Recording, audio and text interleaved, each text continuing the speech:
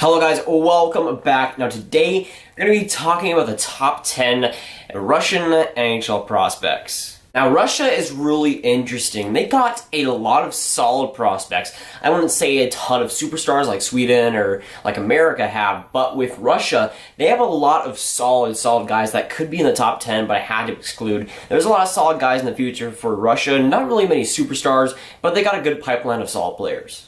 And of course, the disclaimer that I say in every single one of these videos, there's no prospects from the 2019 draft, so don't expect to see anybody from there. Now we're going to get right into this, and we're going to start at number 10, and I have Dmitry Sokolov. Again, if I'm pronouncing any of these guys wrong, make sure you let me know. Russia is pretty hard to pronounce, but Dmitry Sokolov in the Minnesota Wild at age 20. He's a winger, drafted 196 overall, 2016 draft, a 7th round pick, and of course, he's definitely risen up since then. He's had 50 goals, 46 assists for 96 points. That was 5th in the OHL this season. He had a 1.50 points per game, which was 8th in the World Junior Championships. He played 5 games, had 1 goal, 2 assists for 3 points. So since his draft year, of course, he's skyrocketed in the points, skyrocketed in the value, and he's been looking amazing since. And Minnesota has done a nice job in the past couple of years of drafting guys late in rounds that have started to really develop, and Sokolov is one of those guys that is coming for the NHL. I don't know when he's going to get there. Again, he's 20, so he's pretty young, but at this point, he's looking pretty good in the OHL. He's looking amazing, so it's just a matter of time before I think he makes an NHL impact, and I think he already has that talent. He's shown it, and as a 7th round pick, it's looking to be a massive steal for Minnesota. Number 9 on my list, I have Vitaly Abramov of the Columbus Blue Jackets at age 20. He's also a winger, same like Sokolov, and he was drafted 65th overall in the 2016 draft in the 3rd round there. In the QMJHL this season, he played 56 games, had 45 goals, 59 assists for 104 points. That was 2nd in the whole QMJHL and a 1.88 points per game, which was number 1 in the QMJHL. And of course, he's just been lining it up over there in the QMJHL, really skyrocketing that value, and he's looking to be a solid guy for the future. I feel like he might take a couple more years than a lot of these other guys on the list, but I feel like once he gets there, he's going to have the talent. He's shown that in the QMJHL, and I feel like he'll just keep progressing, and he possibly could be a top 6 forward for Columbus for their future, and he's looking to be a solid guy for them, and a really good pick on that 3rd round. I feel like he's looking good in the QMJHL. He's already shown he's been looking fantastic against a lot of other great players, so I think it's just a matter of time where he keeps progressing, and of course has a solid stint in the NHL. I feel like he definitely has that talent,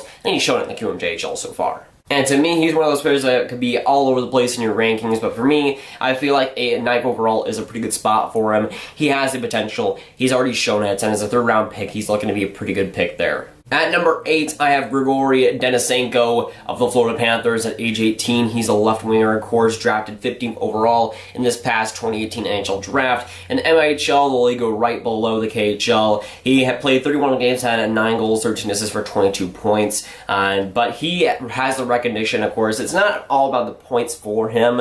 It would be a lot other things. He has the skill talent and the talent that he's bringing. And, you know, when you see the highlight reels and you just see all the little plays that he makes, you just see in the camera footage, he has a lot of talent, and I think he got a little bit unlucky during his stint in the KHL and the MHL. He should have gotten a lot more points, but he's shown the talent already, and the just skill that he has is unwieldy. He looks fantastic over there, and I feel like he has one of the most raw talent in the 2018 NHL draft, and he's shown that already. I feel like he'll be a little bit more of a farther out project for Florida, but he has the raw talent. He has the capability. He has the talent level to be a top 6 forward in the NHL. And for me, the talent is there. He's one of those guys that is either going to boom or bust. For me, he's one of those guys that could go either way. It's really a coin flip for me. He has a lot of talent, but he's going to need to develop his other key areas in his game. I heard that he was solid defensively as well, but we'll have to see for that. But he really needs to grow throughout the whole game and get towards the KHL and have a good stint there and keep progressing. That's going to be good for him, but he has one of the most raw talent in the 2018 NHL draft. He's shown that in the footage, and we've seen that already. It's just about, you know, developing and getting towards the NHL is really the hard parts. You know, he's going to have to develop his other parts of the game, but we know the raw talent is there.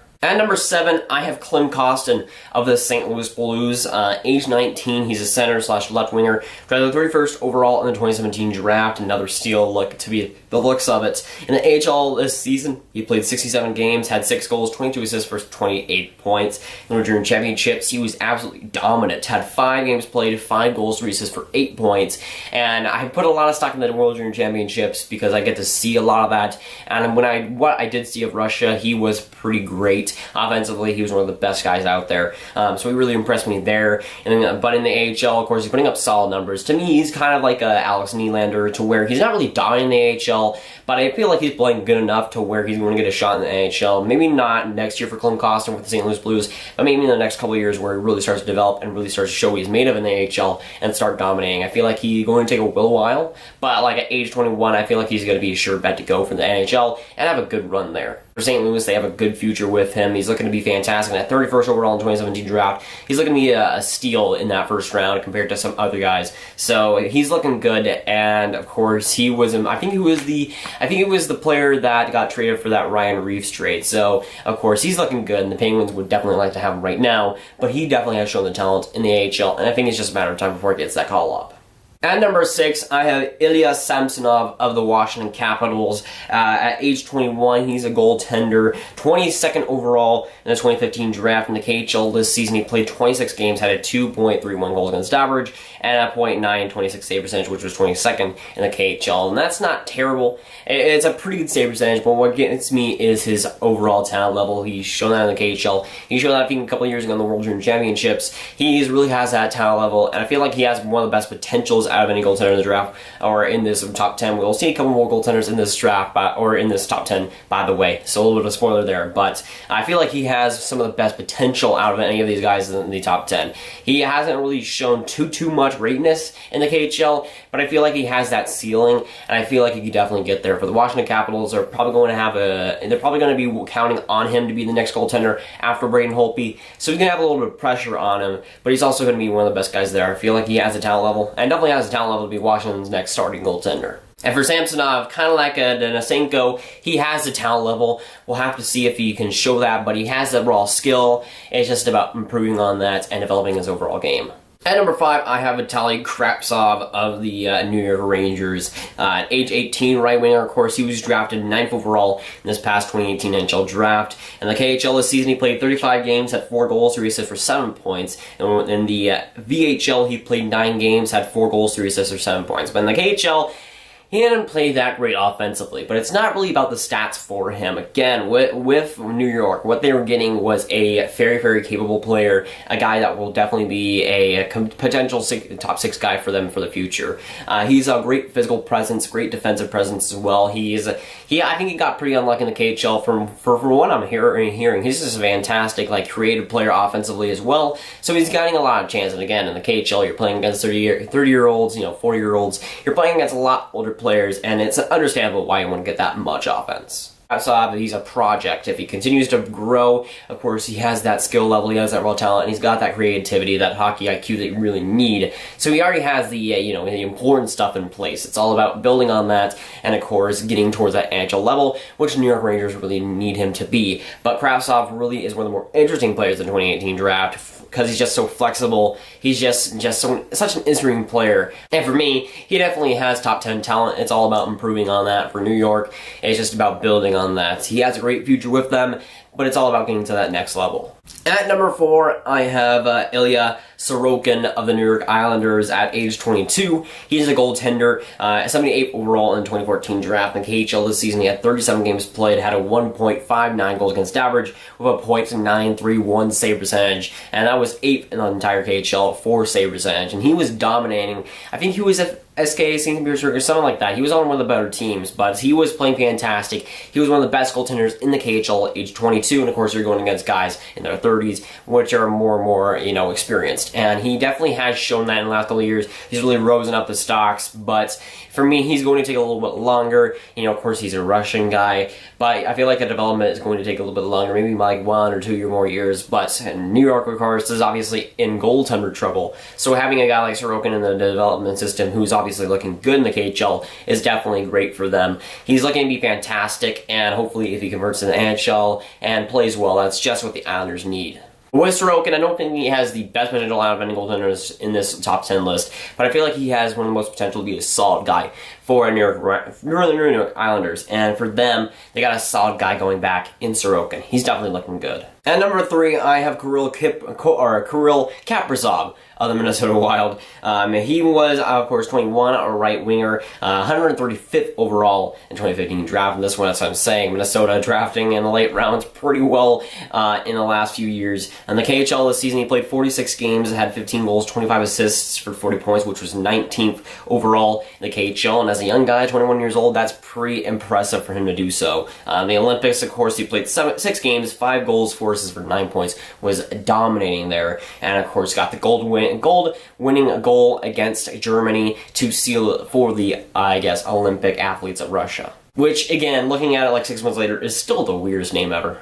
With Kaprizov, he's just shown the dominating play in wherever he's played since he's been drafted. In the KHL, he's looked amazing against, again, a 30-year-olds, 40-year-olds in the KHL. He's looked fantastic against much older competition. At the Olympics, he was playing on arguably one of the best teams on there, but was amazing as well, and one of the best players on there.